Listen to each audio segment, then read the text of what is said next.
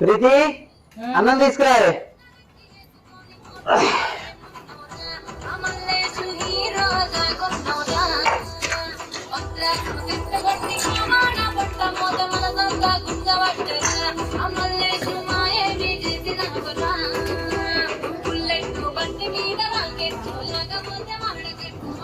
కూర మంచిగా ఉన్నదా?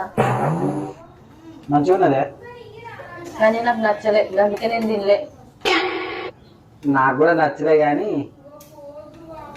ఏదో అట్లా తింటానా.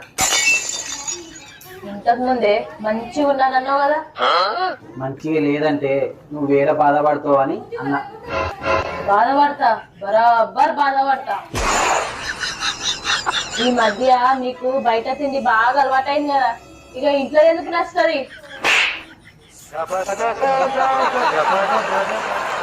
నాకు కూడా నచ్చలేదా మీకు?